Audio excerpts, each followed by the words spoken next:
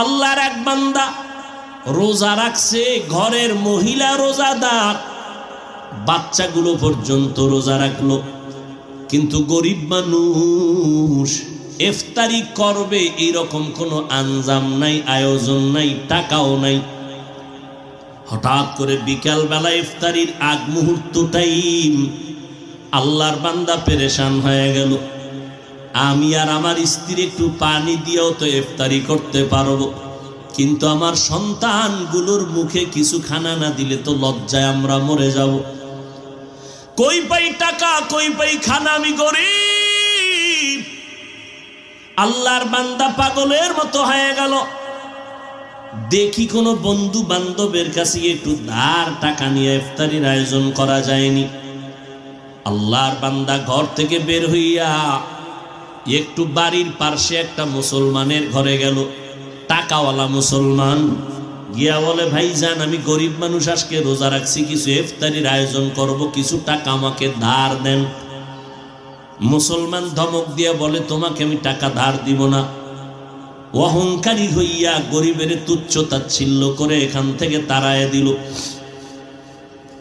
আল্লাহর বান্দা চোখের পানি মুছতে মুছতে বের হয়ে গেল,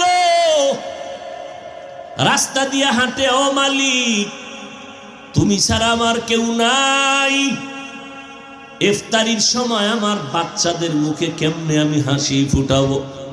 এই সন্তানেরা, ওই মা বাবার ঋণ জীবনটা দিয়েও দিলে আদায় করতে পারবা না, যেই পরিমাণ কষ্ট মা বাবা করেছে।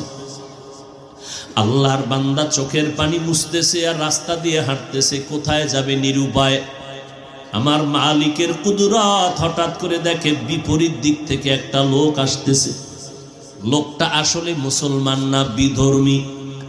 যখনই মুসলমানের সামনে মুখোমুখি হয়ে গেল, মুসলমান এড়াইয়া যাওয়ার চেষ্টা করলো। বিধর্মী লোকটা দাঁড়ায় বলে, ভাইজান দাঁড়াও, কোথায় তুমি যাইতেছো?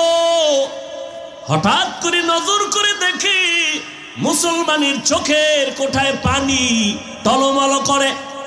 বলে, ভাইজান তুমি কি কষ্ট পাইয়া কই যাও? বলে, তুমি বিধর্মী, তোমাকে বলে কি লাভ হবে বলো? বলে, লাভ হোক না হোক একটু বলো রে বাবা। মুসলমান বলে, ভাই আমার ঘরে সব রোজাদার, ইফতারির কোনো আয়োজন নাই, আমি গরিব। আমার পার্শ্বে এক মুসলমানের কাছে গেলাম, সে আমারে ধাক্কা দিয়া তাড়ায় দিল। আল্লাহর বান্দা কাঁদতেছেন, কিন্তু বিধর্মীর অন্তরে মায়া জন্ম হয়ে গেছে। মনে আসেনি?